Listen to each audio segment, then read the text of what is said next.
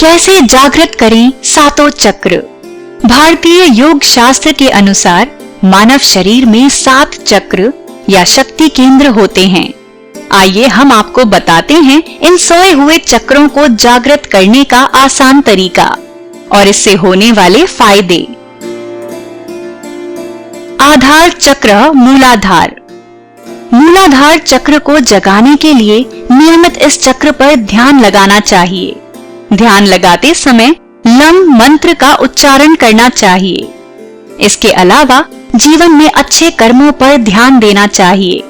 प्रतिदिन व्यायाम, योगा आदि करना चाहिए।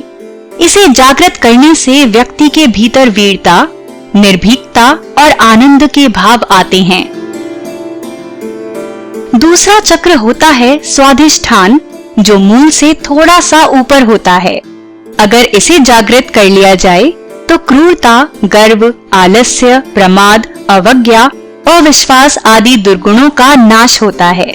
इस चक्र को जागृत करने के लिए घुटनों के बल सीधे बैठ जाएं और हाथों को अपनी जांघों पर रखें। इसके बाद हथेलियों को आपस में एक गोले की तरह जोड़कर चक्र पर ध्यान लगाएं।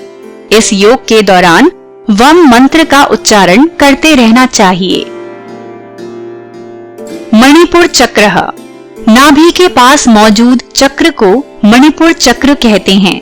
इस चक्र को जागृत करने के लिए घुटने के बल बैठकर हाथों को पेट के पास ले जाकर नमस्कार की मुद्रा में बैठ जाएं। इसके बाद मन ही मन रम मंत्र का जाप करते हुए चक्र पर ध्यान लगाना चाहिए। अनाहत चक्र। हृदय स्थल में स्थित होता है अनाहत चक्र। दिल के पास रहने वाले इस चक्र के प्रभाव से मनुष्य में कला का गुण आता है। ऐसे लोग हमेशा कुछ नया करने की कोशिश करते रहते हैं। इस चक्र को जगाने के लिए योग की मुद्रा में बैठ जाएं और अंगूठे से तर्जनी उंगली को छुएं। अब एक हाथ को हृदय पर रखें और एक हाथ को जांघों पर रखे रहें। मन ही मन यम मंत्र का जाप करते रहना चाहिए।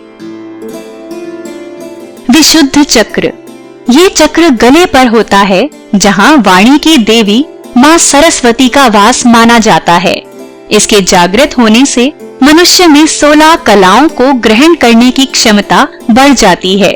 साथ ही मनुष्य पर भूख, प्यास और मौसम के प्रभाव बेहद कम होता है। इस चक्र को जागृत करने के लिए घुटनों के बल बैठकर दोनों हाथों को जोड़ें और फिर गले के अंत में विद्यमान इस चक्र पर ध्यान लगाएं। ध्यान के दौरान हम मंत्र का जाप करते रहना चाहिए। आज्ञा चक्र। दोनों भौहों के बीच स्थित चक्र को आज्ञा चक्र कहते हैं। इसे बेहद विकसित शक्ति चक्र माना जाता है। इस चक्र को जागृत करने के लिए काफी ध्यान और अभ्यास की आवश्यकता होती है। इसके लिए आसन लगाकर शांत स्थान पर बैठ जाना चाहिए और अपनी तीसरी आंख पर ध्यान लगाना चाहिए। योग के दौरान ओम मंत्र का जाप करते रहना चाहिए। सहस्त्रार चक्र मस्तिष्क के मध्य भाग में है, अर्थात जहाँ चोटी रखते हैं वहाँ सहस्त्रार चक्र होता है। यह चक्र सबसे शक्तिशाली माना जाता है। इसे प्राप्त मनुष्य के लिए सांसारिक वस्तुओं का कोई मोल नहीं होता है।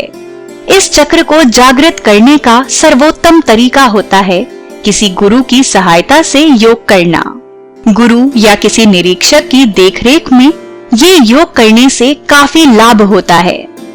सहस्त्रार चक्र ही नहीं, अपितु सभी चक्रों को पाने या जागृत करने के लिए गुरु की सहायता लेना लाभदायक होता है। अगर आपको ये वीडियो पसंद आया तो इसे शेयर करें और सब्सक्राइब करें हमारा YouTube चैनल।